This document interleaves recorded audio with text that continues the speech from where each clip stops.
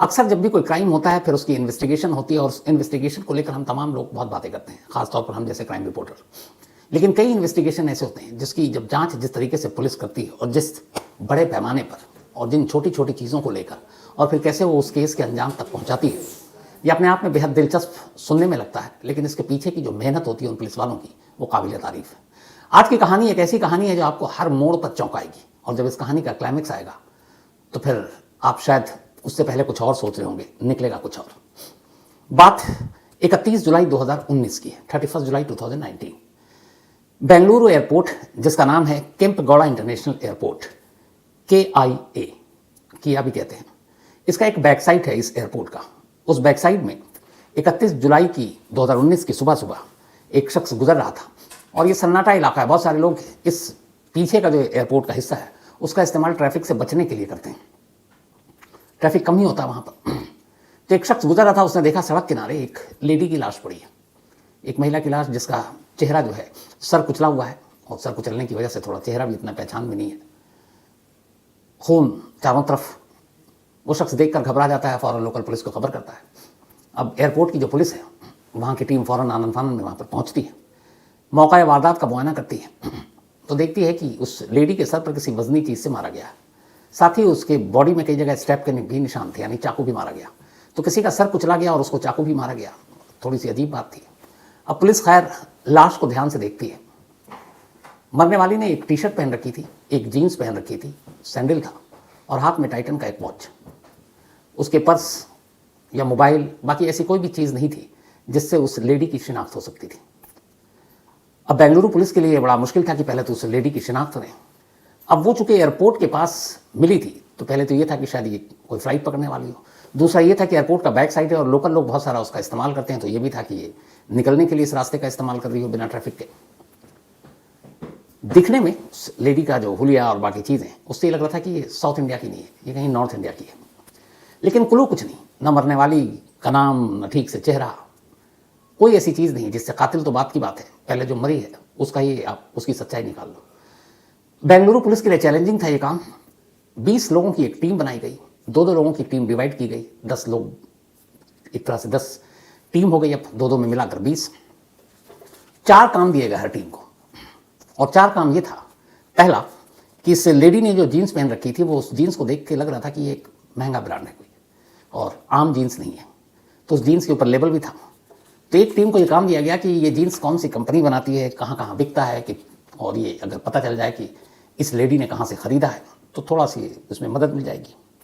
दूसरा, उसने एक टाइटन का ख़ास वॉच पहन रखा था, ख़ास मॉडल।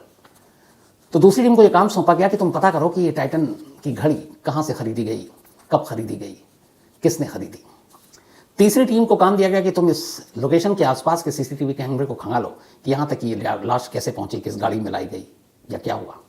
चौथी टीम को यह काम दिया गया कि तुम पहले बेंगलुरु, फिर कर्नाटक, फिर आसपास के तमाम स्टेट, और इसके बाद अगर ना कामयाबी मिले तो पूरे इंडिया में पता करो कि एक लेडी जो ठीक ठाक घर की है, क्या कहीं पे मिसिंग रिपोर्ट उसकी दर्ज की गई है।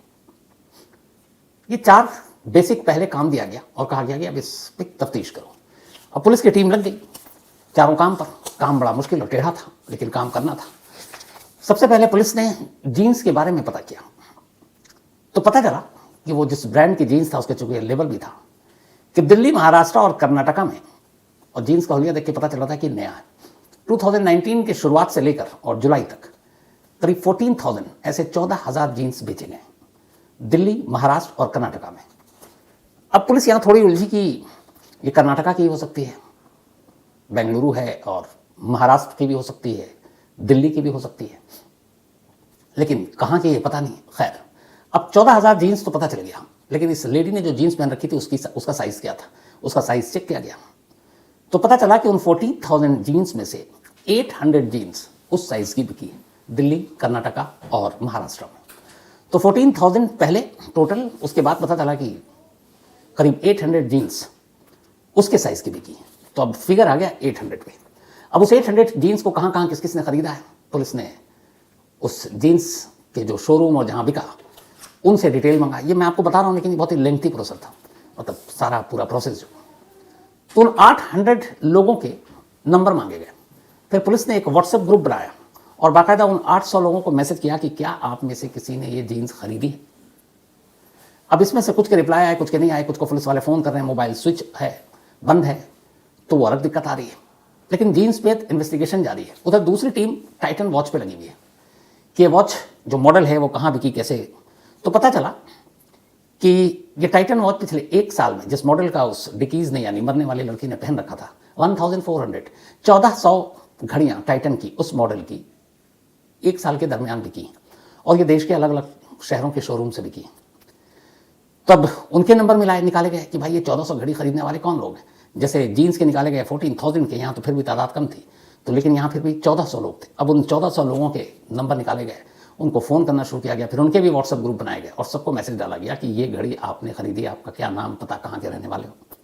अब उसमें भी बहुत सारे ऐसे थे जिनका कोई रिप्लाई ही नहीं आया, कुछ के फ़ोन बंद थे, लेकिन कोशिश जारी थी।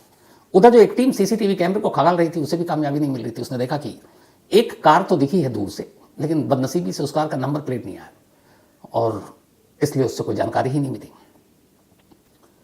चौथी जो टीम लगी हुई थी तो पता चला कि कर्नाटक और आसपास में कहीं इस हुलिये की ऐसी लड़की की कोई मिसिंग कंप्लेंट ही दर्ज नहीं है। तो हर जगह से रास्ता बंद, पुलिस के आगे बढ़ने की कोई उम्मीद नजर नहीं आ रही। इधर मीडिया में भी ये खबर कि बेंगलोर जैसे शहर में इस तरह से किसी एक लड़की के साथ ये वारदात हुई है। 2019 की बात है, सेफ नहीं है, तो इसको लेकर काफ़ी मीडिया का भी प्रेशर, पुलिस पे बेहद दबाव इस केस को सुलझाने का, लेकिन तमाम कोशिशें जारी है, कोई कामयाबी नहीं मिल रही है।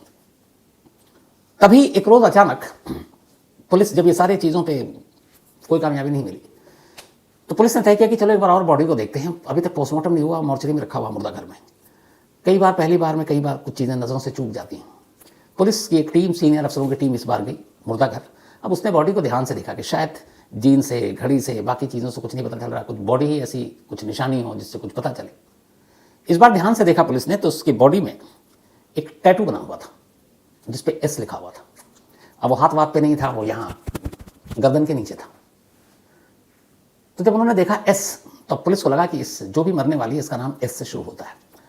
अब पुलिस ने जब ये मिला कि एस से है, तो उन्होंने उधर जो जीन्स थे 14,000, जिसमें से 800 उस साइज़ के खरीदे गए थे, इधर 1400 घड़ियाँ जिन्होंने खरीदी।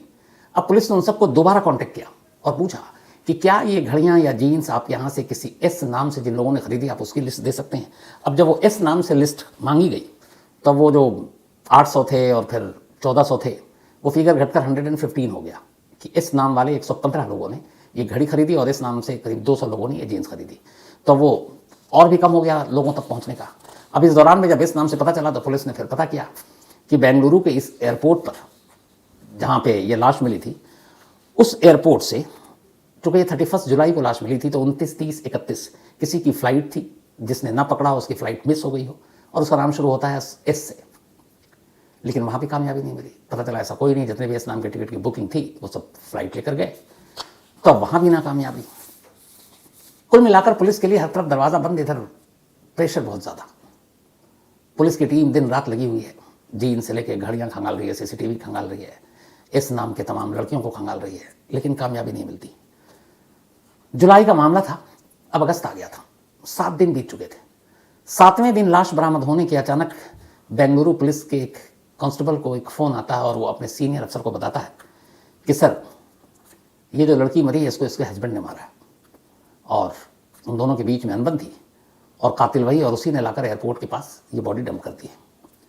अब उसने बताया कि वो एक वहाँ पे इलाका है और जो नाम बताया उसने कातिल का, वो बताया कि एक नीला सेंद्रा, उसने अपनी वाइफ को मारा।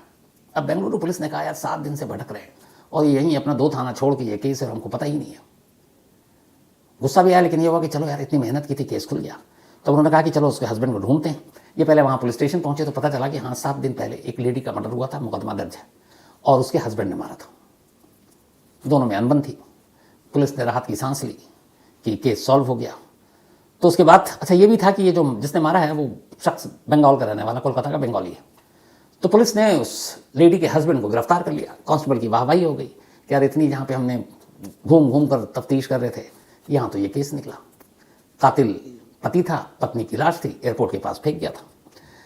अब पुलिस ने उस कांस्टेबल की निशानदेही पर उसको किसी मुखबिर ने खबर दी थी और बताया कि वो इस जगह छुपा हुआ। पुलिस गई और उसके पति को पकड़ लिया।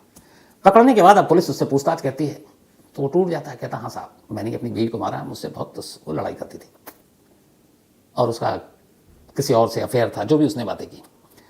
फिर कहता है कि अच्छा तुमने मारा तो बॉडी कहाँ फेंकी, चलो लोकेशन पे बॉडी दिखाओ। अब पुलिस वालों के साथ वो चल रहा है, रास्ता बता रहा है।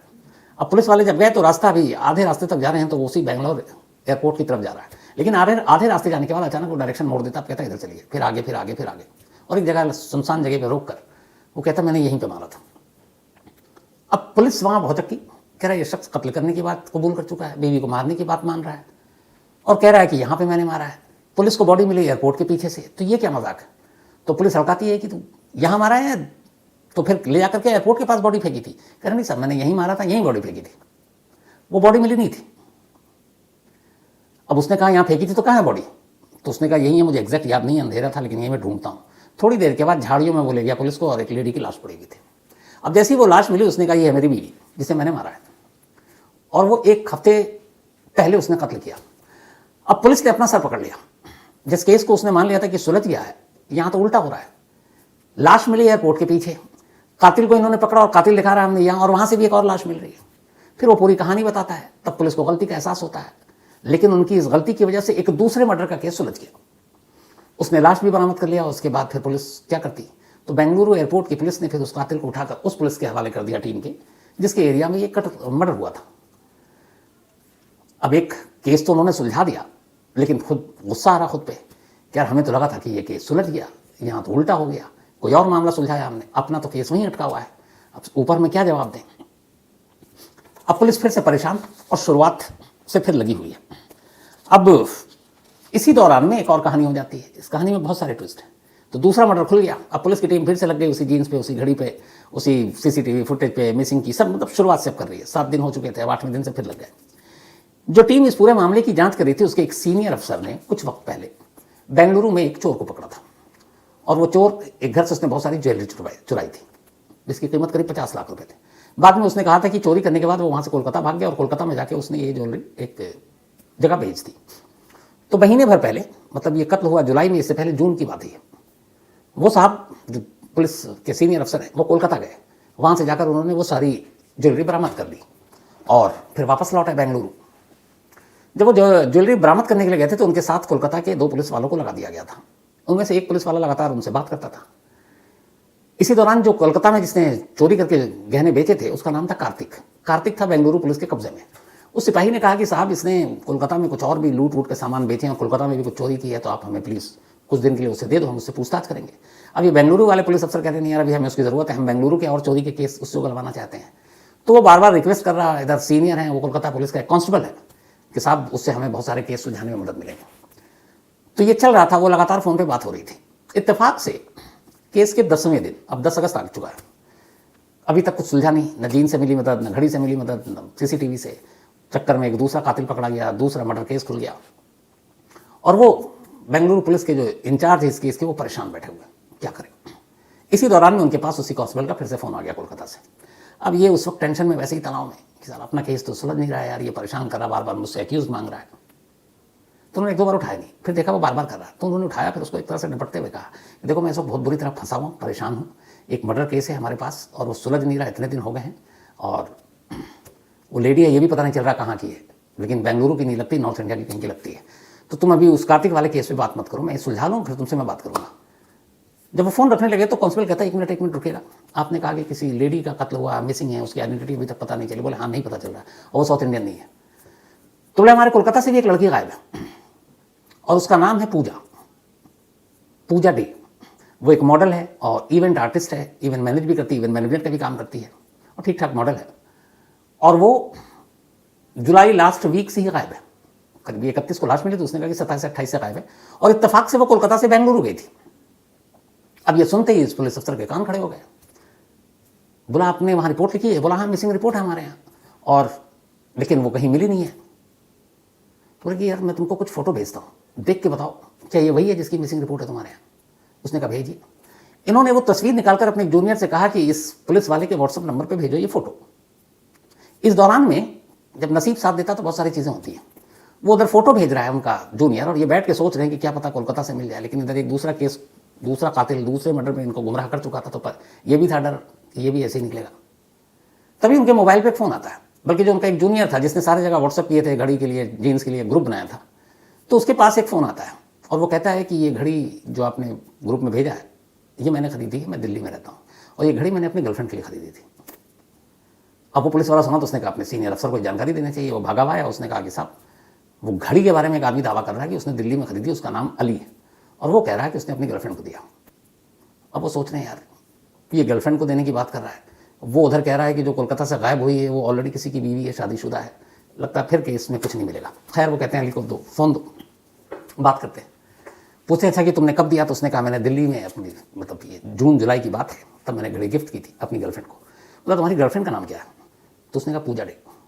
अब जैसे ही ये सुना अफसर साहब कुर्सी से खड़े हो गए, क्योंकि वो कोलकाता का कांस्टेबल भी नाम बता रहा है पूजा डे, ये भी अपनी गर्लफ्रेंड का नाम बता रहा है पूजा डे, लेकिन एक चीज़ कंफ्यूज कर रहा है वो ये कि वो बता रहा है कि वो शादीशुदा थी, ये बता रहा है मेरी गर्लफ्रेंड है, तो अब ये भी तो हो सकता है कि पूजा डे दो अलग अलग हों। फिर उनका एक बार जोश जो उमड़ा था वो थोड़ा कम पड़ने लगा। उन्होंने कहा अच्छा चलो तुमको भी एक फ़ोटो भेजता हूँ, देख के बताना कि क्या ये तुम्हारी गर्लफ्रेंड वही है जिसको घड़ी दी थी। अब बैठ कर वो इंतज़ार कर रहे हैं। सबसे पहले कांस्टेबल का मैसेज आता है, कहता सर ये वही है जो कोलकाता से मिसिंग थी। थोड़ी देर बाद अली का फ़ोन आता है कि सर ये वही है जो मेरी गर्लफ्रेंड है। अब भी एक कन्फ्यूज़न बाकी है। अब वो अफसर फिर से फ़ोन करते हैं कोलकाता के पुलिस अफसर को, बोलते हैं यार ये बताओ ये पूजा डे है, तुमने एक्सेप्ट कर लिया मिसिंग है, क्या ये कुमारी है, शादीशुदा है? तो उसने कहा कि ये शादीशुदा है, इसके हस्बैंड का नाम सौदीप है, 7 साल पहले शादी हुई थी दोनों की, मतलब 2012 में, लेकिन पति पत्नी के रिश्ते कभी अच्छे नहीं रहे और वो 29 जुलाई को ही बेंगलुरु गई थी एक असाइनमेंट के सिलसिले में, मॉडलिंग के। तो पति पत्नी में बनती नहीं है और बड़ा झगड़ा भी होता है, तो बहुत मुमकिन है कि पति ने उसको ठिकाने लगा दिया हो। तो उन्होंने कहा उसके पति पे नज़र रखो, हम टीम भेज रहे हैं।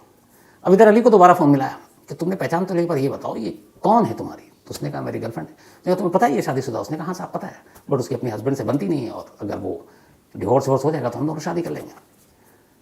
अब इस पुलिस वाले को अली पे भी डाउट है, पति से झगड़ा हो सकता है, पति को अफेयर का पता चल गया और पति ने मार दिया। इधर अली को ये है कि पूजा से शादी करनी है और बीच में पति रोड़ा बन रहा है, तो अली और इन दोनों ने मिलकर एक प्लानिंग की हो, या फिर अली को गुस्सा आया हो कि पूजा डे उसको मतलब शादी नहीं करना चाहता तो अली ने निपटा दिया। लेकिन अगर अली ने निपटाया तो फिर क्लेम क्यों कर रहा है कि उसने ये घड़ी उसको दी थी, खुद पुलिस को फ़ोन क्यों कर रहा है? मतलब हर तरफ से उलझन। खैर इसके बाद पूजा डे के घर वालों को माँ बाप तक ये खबर पहुँचती है, उनको बेंगलुरु बुलाया जाता है। वो लोग जब बेंगलुरु आते हैं फिर उन्हें मॉर्चरी ले जाता है और मॉर्चरी में ले जाने के बाद लाश दिखाई जाती है। माँ बाप पहचान देते हैं, वो कहते हैं हमारी बेटी है। अब ये साफ हो गया कि जिस की तलाश में इतनी सारी मशक्क़त करनी पड़ी वो कोलकाता की रहने वाली एक मॉडल पूजा डे थी। लेकिन अभी आधा काम हुआ था, मरने वाले की शिनाख्त हो चुकी थी, लेकिन कातिल कौन? अब पुलिस के लिए सस्पेक्टेड फिलहाल के लिए 2 सामने खड़े हुए हैं। एक पूजा डे का हस्बैंड, उसके ऊपर शक करने की वजह क्योंकि उनमें बनती नहीं थी। दूसरा अली, जिसके पास एक रीज़न हो सकता है कि पूजा अपने पति को छोड़कर उसके साथ शादी नहीं करना चाहती, उसने निपटा दिया, लेकिन प्रूफ कोई नहीं। अब पुलिस परेशान, लेकिन फिर पुलिस ने कहा कि चलो अब ये तो पता चल गया कि ये पूजा है, तो पूजा के कॉल डिटेल यानी कि मोबाइल का नंबर भी पता चल गया। पुलिस ने कहा आप कॉल डिटेल में झांकते हैं। अब पुलिस ने कॉल डिटेल में झांका। जब कॉल डिटेल में झांका तो उसमें ना अली ना उसके पति, इसके बारे में कोई ऐसी सस्पिशियस चीज़ पता नहीं चली। लेकिन कॉल डिटेल में झांकने के बाद पुलिस को कुछ अहम सुराग मिले। ये पता चला कि वो जब बेंगलुरु आई तो बेंगलुरु आने के बाद एक सहारा होटल है जहाँ पे उसने चेक इन किया और वो वहीं पे रहा करती थी, तब रुकी थी। 29 जुलाई को वो पहुंची थी और फिर उसने वहाँ से ओला कैब लिया था 1-2 बार जाने के लिए। 31 को उसको कोलकाता लौटना था। 31 की सुबह 5:15 बजे उसे होटल से निकलना था, अर्ली मॉर्निंग की फ्लाइट थी। रात को उसने एक ओला का कैब बुक कराया, उसके बाद वो होटल आ गई। लेकिन हैरत अंगेज तौर पर सुबह होटल से जब उसे जाना है एयरपोर्ट, और इससे पहले वो जो 2 दिन रही, उस 2 दिनों में उसने अलग अलग ओला कैब से सवारी की, कोई गाड़ी नहीं थी उसके पास, और सभी बार अपने मोबाइल के ऐप से उसने बुक किया था। वो ऐप की हिस्ट्री आ गई सामने। लेकिन एयरपोर्ट जाने के लिए उसके मोबाइल से या उस मोबाइल ऐप से किसी भी ओला या उबर कंपनी से कोई गाड़ी बुक नहीं हुई। अब ये बड़ी अजीब बात थी कि गाड़ी बुक नहीं हुई, लाश एयरपोर्ट के पीछे मिल रही है, तो ये माजरा क्या है? पुलिस की टीम होटल पहुंची। होटल पहुंचने के बाद उसने सीसीटीवी फुटेज, चुके होटल का नाम भी सामने आ गया था, और फिर पूछा उससे कि ये बताओ कि मैडम यहाँ पे गाड़ी में कब आती हैं और सुबह एयरपोर्ट जाने के लिए कौन सा कैब यूज़ करती हैं? तो होटल वाला बताता है कि साहब रात को वो ओला से आई थी, सीसीटीवी फुटेज में नंबर है, लेकिन सुबह जब वो जा रही थी तो वही कैब वाला आया था जो रात को आया था और वही लेकर चला गया। अब सवाल ये कि अगर वही आया तो फिर सुबह की बुकिंग पूजा ने क्यों नहीं कराई? आप कभी भी अगर ओला उबर आप यूज़ करते हैं तो आपको जितनी बार ट्रैवल करना, हर बार आपको उस ऐप पर जाकर बुक करना अपना ड्राइव। रात का तो है जाने का और होटल आने का, लेकिन होटल से एयरपोर्ट जाने के लिए वो ओला लेती है, लेकिन उसके बावजूद वो बुक नहीं करती है अपने उससे। तब ये हुआ कि सुबह गई किससे? फिर वो सीसीटीवी होटल का खंगाला गया तो पता चला कि जिसने रात को उसको ड्रॉप किया था उसी कैब ड्राइवर ने सुबह उसे पिक किया। उसे लेने के लिए वही आया, लेकिन विदाउट ऐप की बुकिंग की। अब ऐसा क्यों हो सकता है और कैसे हो सकता है? मुमकिन है। मुमकिन ऐसे है कि कई बार लोग ये कहते हैं कि आप करेंगे तो इतना है, आप सस्ते में मैं आपको छोड़ दूंगा, तो आप कहाँ बुक करा रही है और आपने बता दिया आपको इतने बजे एयरपोर्ट है, मैं पहुंच जाऊंगा मैम राइट टाइम पर। तो ये हो सकता था। खैर, अब वो नंबर आ गया। अब पुलिस ने उस नंबर के थ्रू नाम और वो सारी चीज़ें निकाली तो पता चला नागेश नाम का एक 22 साल का लड़का है जिसकी ये कैब थी। उसका एड्रेस था। पुलिस उसके घर पहुंची, वो आराम कर रहा था घर में। पुलिस ने उसको दबोचा, उठाया, लाया, पूछताछ की। 5 घंटे में केस खुल गया। उसने बताया कि उसने 2 बार उसकी गाड़ी में सफ़र किया और नागेश के एक भाई ने एक और गाड़ी EMI पर खरीदी, लेकिन EMI के पैसे भरने के लिए उसके पास पैसे नहीं थे। तो उसे लगा कि क्या करें, गाड़ी वापस चली जाएगी। तो उसने जब 2 बार पूजा को अपनी गाड़ी में घुमाया तो उसे ये पता चल गया पूजा के कपड़ों से, बातचीत से, कि अमीर है और इसके पास अच्छे खासे ज्वेलरी और कैश वैश होंगे, ATM कार्ड में भी ठीक ठाक पैसे होंगे, दिखने में भी खूबसूरत थी, उसकी नीयत भी बेईमान हुई। बस उसने उसी को लूटने का फैसला कर लिया। 31st की लेट नाइट ये उससे इसी नीयत के साथ कहता कि आप बुक मत करना, मैं लेने आ जाऊँगा। क्यों? वो नहीं चाहता था कि ये रिकॉर्ड पर आए कि बुकिंग ये हुई थी, ड्राइवर ये था। तो सब कुछ चोरी छुपे। पूजा को भी लगा चलो कुछ पैसे बच जाएंगे, उसने भी, और ड्राइवर भी ठीक ठाक था, उसने कहा ले चलो। अब चूंकि 5:15 बजे वो निकली, रात को लेट पहुंची थी, नींद पूरी हुई नहीं थी। कैब वाला उसको लेकर जा रहा है। फिर उसने बता दिया था कि इधर ट्रैफिक मिलता है, रात को इंटरनेशनल फ्लाइट्स बहुत आती हैं, सड़क जाम होता है, तो हम पीछे वाले रास्ते से चलेंगे, वहाँ ट्रैफिक नहीं होता है। उसने भी उस पर भरोसा किया। रास्ते में उसको हल्की सी नींद आने लगी। जब नींद आने लगी तभी लगा नागेश को कि यही मौका है। उसने गाड़ी एक जगह रोकी और गाड़ी के अंदर से एक रॉड टाइप की चीज़ निकाली और उससे कहा कि तुम सारे पैसे और ये सारी चीज़ें मुझे दे दो। वो घबराई, लेकिन उसने मुकाबला किया। उसने बोला मैं शोर मचाऊंगी। वो डर गया। उसने उसके सर पे मारा। तब भी उसने हिम्मत दिखाई और वो गाड़ी से एक दरवाज़ा खोलकर बाहर भागने लगी। फिर ये पीछे भागा और भागने के बाद इसके पास चाकू था, पूरी तैयारी से आया था। फिर उसने उसको 4 बार चाकू पे हमला किया। जब वो गिर गई फिर वहीं पे एक और वजनी पत्थर था, उसने पत्थर उठाया और उसके सर पे मारा। इसके बाद उसने उसके सारे जो शिनाख्ती कार्ड, उसके पर्स, सब कुछ वो अपने साथ ले गया। जाने के बाद ATM से उसके पैसे भी निकालता है। बस वो घड़ी देखना भूल गया था। और ये सब कुछ करने के बाद वो आराम से अपने घर चला जाता है। और जब 7, 8, 10 दिन बीत जाते हैं तो उसे लगा कि वो कहीं सामने आया ही नहीं है, उसका कहीं नाम भी नहीं है, उसने बुक भी नहीं कराया, तो वो पकड़ में नहीं आएगा। लेकिन आखिर में पकड़ा गया। लेकिन जब क्लाइमेक्स आया तो खुद पुलिस को भी हैरानी हुई कि उसने क्या क्या सोचा था। एक दूसरा कत्ल इस केस के चक्कर में खुल गया। एक पति लगातार रेडार पर था और उससे पूछताछ और कड़ी इंट्रोगेशन की तैयारी चल रही थी। एक बॉयफ्रेंड था जिसके ऊपर शक हुआ, उसको दिल्ली से बेंगलोर लाने की तैयारी चल रही थी। लेकिन कातिल एक गुमनाम निकला जो कुछ 1000 रुपए लूटने के लिए और उसकी मंशा रेप भी करने की थी। इस वजह से पूजा की जान चली गई। तो यह थी आज की कहानी बेंगलुरु की। जैसा मैंने शुरू में कहा, कई बार जो पुलिस केस सुलझाती है बड़ा आसान लगता है हमें, लेकिन जब वो स्टेप बाय स्टेप एक चीज़ को फॉलो करते हैं, जैसे छोड़िए आप सिर्फ एक CCTV कैमरे को, हमने तो बोल दिया, आपने सुन लिया। 400, 500 CCTV कैमरे को, एक तो हर कैमरे को नज़र रखना रास्ते में कहाँ कहाँ है। फिर जब वो कैमरा मिल जाए तो उस टाइम के हिसाब से उसके फुटेज को देखना, मतलब 2-2 घंटा बैठकर। इसका तजुर्बा है मुझे। हम लोग ऑफिस में बैठते हैं, कई पुराने हमें आर्काइव से फुटेज निकालने होते हैं अपनी स्टोरी के लिए। 1-1, 1.5, 2-2 घंटे। उसके बाद जाने कितने टेप देखने पड़ते हैं। मतलब मुझे याद है मैंने 6-6 घंटे निकाल दिए होंगे टेप देखने में। तो वो तो वहाँ पे इन्वेस्टिगेशन चल रहा है, कितने सैकड़ों CCTV कैमरे देखने, जाकर दुकान मोबाइल से व्हाट्सएप ग्रुप बनाकर जीन्स की घड़ियों का पता कराना, कोलकाता में डील करना, दिल्ली में डील करना, मिसिंग पर्सन की अगर आप करें तो वो सारे रिकॉर्ड खंगालना, मंगाना। सच में बहुत ही मेहनत का काम होता है और जब अच्छा काम होता है तो फिर तारीफ ज़रूर पुलिस की होनी चाहिए। ये वो काम था जिसके लिए बेंगलुरु पुलिस तारीफ की हकदार है। तो आज की कहानी में इतना ही, लेकिन कहानी खत्म करूं उससे पहले वही अपना सिलसिला। आज अभिषेक शर्मा का जन्मदिन है, तो हैप्पी बर्थडे अभिषेक। और ये दक्ष सुहानिया ने भेजा है। साथ ही सोनल, इनका भी आज बर्थडे है, तो हैप्पी बर्थडे सोनल जी। और ये यशवंत फलटोंकर की वाइफ है नीतू, इनका भी आज जन्मदिन है, तो हैप्पी बर्थडे नीतू। और ये भेजा है कैलाश कुमार ने, उनकी वाइफ है। विकी बाइंस, इनका भी जन्मदिन है, हैप्पी बर्थडे विकी। ये स्पेन में रहते हैं और इनको विश किया है कुलविंदर संघेरा ने, ये UK में रहते हैं। अश्विनी पुरी, इनका भी आज जन्मदिन है। हैप्पी बर्थडे अश्वनी जी। और साथ ही सारिका पुरी का भी जन्मदिन है, तो आपको भी हैप्पी बर्थडे सारिका जी। और ये भेजा है शुक्राचार्य पुरी जी ने। शुक्राचार्य पुरी जी की जो अश्वनी जी हैं वो वाइफ हैं, और सारिका जी जो है वो सिस्टर है, यानी उनकी वाइफ और सिस्टर का जन्मदिन एक ही दिन है। तो इसके अलावा कृषा, इनका भी बर्थडे है आज, हैप्पी बर्थडे कृषा। और ये रतन लाल जी ने भेजा, उनकी बेटियां हैं। लता का भी आज जन्मदिन है, तो हैप्पी बर्थडे लता। और ये अभिषेक ने भेजा है पटना से।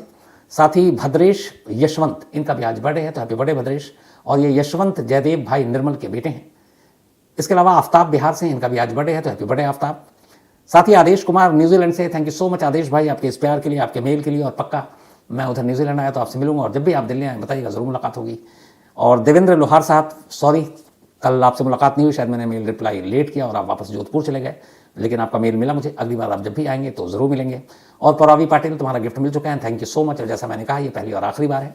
तुम अभी छोटे हो, बेरोज़गार हो। बेरोज़गार का मतलब ये है कि तुमने नौकरी वोकरी तो की नहीं है शुरू।